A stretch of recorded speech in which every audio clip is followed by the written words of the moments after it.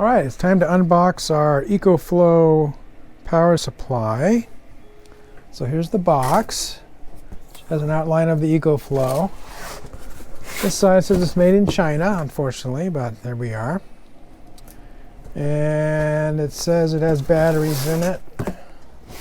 Now these batteries are, it says lithium ion, but they're actually lithium ion phosphorus batteries, so they actually are safer than regular lithium batteries. They shouldn't catch fire, and they can be cycled through their power cycle a lot more times than regular lithium ion batteries. So that's one of the advantages of this one. So we're going to open this up.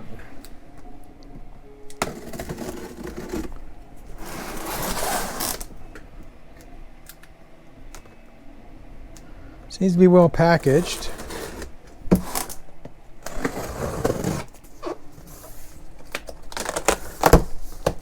All right, so on top, we've got the manual. Let's take a look at that. This is the EcoFlow Delta II. It's got a little over 1,000 amp hours. It's sealed up. It doesn't use a Ziploc. It's sealed up. So, and what else have we got in here? So you can buy it with solar panels. I'm not doing that because we have a generator that you may have seen on some of the other videos. But it shows you how to hook up the solar panels. And you can extend your warranty by registering. That's nice. And it talks about using your app. So I already loaded the app on my phone and made an account. So we can add the device. We'll do that in a minute. And the warranty card, that's good to see. So the warranty, it's got a 24-month warranty. I assume that's if you register, yeah. It's probably got a 1-month warranty if you don't register. So anything electrical, I always register because there could be recalls. So you want to be on their list, or class action lawsuits. Those are exciting. Okay, so here's the manual. I'm not going to go through this too extensively here. There's not much. It should be fairly straightforward. The couple things we're going to look out for is, so the maximum wattage it can support is 2,200 watts. And it's got 1,024 watt hours. And it's got fast charging at 1,200 watts, 10 amps. So we're going to go over that in a minute when we charge it up for the first time. And it will support 24 volt charging or 12 volt charging from your car, so that's nice. We have a, in the back of the minivan, there's a port. We could charge it there. And it's LFP chemistry, so lithium, I'm not sure what the F is for, but P is for phosphorus. So 3,000 cycles to 80% capacity. So it's going to lose some of its power over time, which is typical of a battery. And it's got about the front panel. And the USB output port. So check out that some more. 12 volt DC output, so it'll power other 12 volt items like your car can. That's nice. We're going to be using it as an AC output port, and I'll talk about that in a minute too. So it tells you how to charge it in your car, the app, and troubleshooting, and some FAQs, and the FCC statement. It comes with these different items. So it comes with a Delta II, an AC charging cable, a car charging cable, and a DC 5521 to 5525. I think that's for the solar panel, and then of course the warranty and everything. So all right, so let's get it out of the box. It's not as heavy as I thought it was going to be. I think it's about 50, it seems like about 50 pounds maybe. And it's fairly small for 1,000 watt hours, so that's going to be great. Because most of the time, we're going to be using it in the garage here as a backup power supply, or an uninterruptible power supply for my 3D printer. So if you have a long prints, like some of my prints last, actually overnight. This is an overnight print that started last night. And obviously the power goes out, that's bad news. So Sometimes we have extended power outages, but usually it's just for an hour maybe, or maybe 2 hours, and the power goes off. So this printer is nominally 500 watts, but when it's actually operating, it doesn't take that much. So I'm hoping to get 3 hours of operation out of this on the printer when there's a power outage. So, all right, so there's the item, and then here's the accessories. So we're going to open this up. Comes nicely packaged in this box. Keep it from getting squished. So it's got silica gel. That's always good to see. And it's got a really heavy duty power cord, because a 10 amp power cord has got to be thick. So this is significant power cord for charging it. We're going to start that up in a minute. And this is the 12 volt charging cord. So you plug this into your car or whatever the 12 volt source you have, and then this plugs into the power supply. And then here's this jumper cable. Like I say, I think this goes to the solar panel, which I didn't get. So I may get that eventually, but I mean, we have a generator. It runs off propane. I have a propane tank. So the idea is, actually, I'll talk about that in a minute. So this is let's just look at the front panel, then we'll have a break and go over how we're going to use it.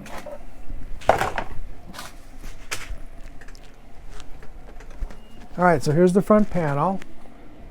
So it's got a bunch of outlets on the front, including some 20 amp outlets. Here's the charging. It's like it has a 20 amp breaker on it, so that's always good. It's on-off switch for AC down at the bottom there. So these plugs with the little brackets on, or little bump out on the side, those are 20 amp breakers, 20 amp outputs rather. And here's the 12 volt output on the bottom. It has an on-off switch as well.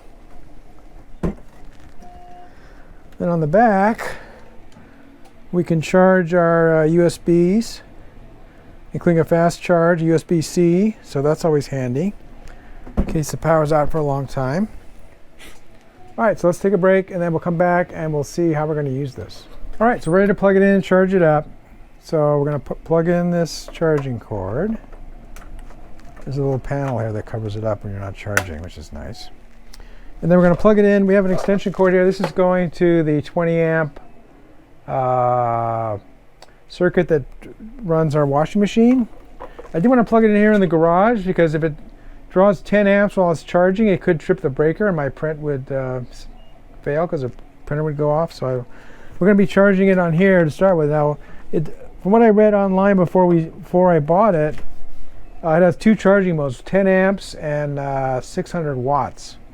So if it only takes 600 watts, that's probably fine here in the garage, because the printer's taking 500 watts. So if it's substituting for that, it's probably fine. So I'm going to plug this in, and then we're going to get started. So let's take a look at the other side where the screen is. All right, so it can run for, there's no load on it right now, so it looks like it can run for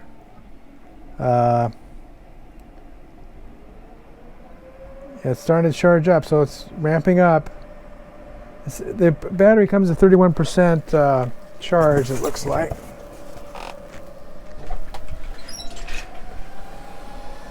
I can see that. Let's get closer. Okay, so this is what I was afraid of. It's charging at the maximum rate.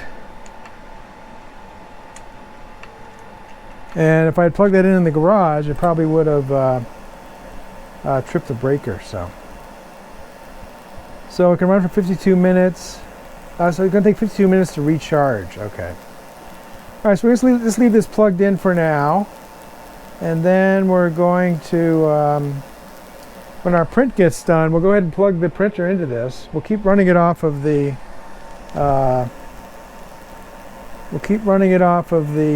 circuit for the washing machine, which we're not using right now. so we don't trip the breaker in here. And apparently you can use the app to change the charging rate to 600 watts. So we'll look into that. The other thing I'm noticing, which I read about online, is the fans are pretty noisy. It's not as noisy as I thought it was going to be. It said it was like a jet engine, but this is not really that bad. I'm going to get my dB meter out, and we'll see what the actual volume is. All right, so here's my dB meter. I'm putting I'll put the microphone next to the fan.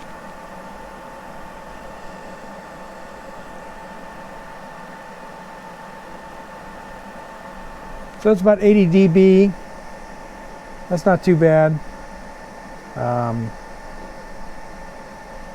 Won't be out in the garage listening to it most of the times. And once it's charged up, it shouldn't need to charge at such a high input. So, all right. So while we're waiting for it to charge up, so it's still got 46 minutes. We're going to set up the app. Now, when I loaded the app, immediately wanted to get my location information, which I said only when using the app. And then I realized, why does this thing need to know my location? So I turned that off. Said it was set to set the time zone. Okay, well.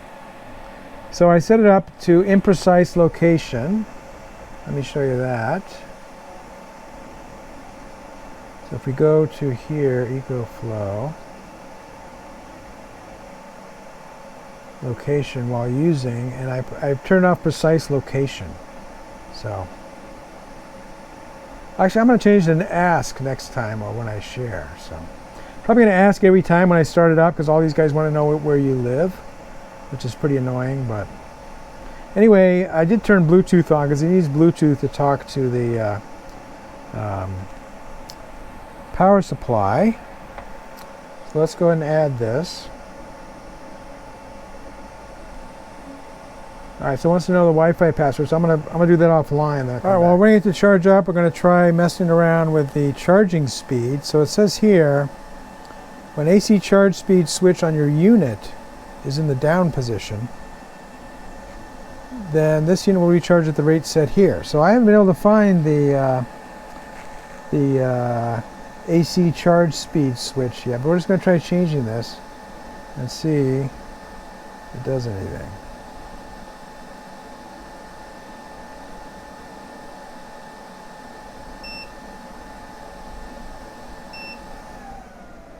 So there is no switch on the unit, so this is misleading.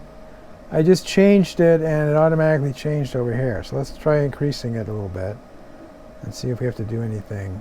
We'll change it to 800 or so. Yeah, so it automatic. So you're just controlling it here. There's no switch on the device itself. So that's a typo or incorrect information in their app. So most of the time we'll be running this. We're going to have it on like maybe 500 watts because we don't want it tripping the breaker, right? So. But since we want to charge this thing up, we're going to go ahead and put back on the max. And the fan speed went down quite a bit. In fact, we're going to check the dB level when I put it down to 500 watts. So.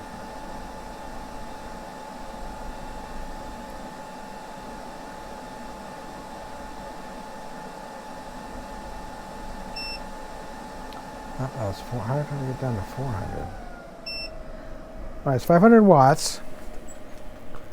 Now we'll check the dB level.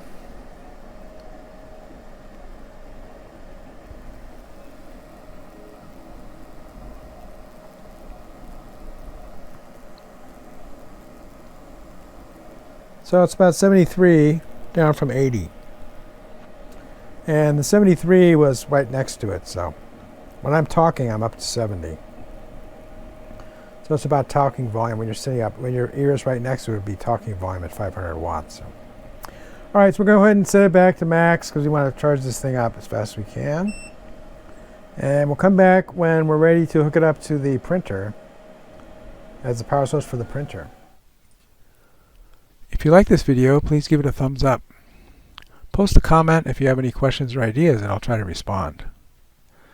That's all for now, but more videos are coming, and if you want to see them, please subscribe to my channel and turn on the notification icon if you don't want to miss one. This is Beta Signy signing out, and keep looking up.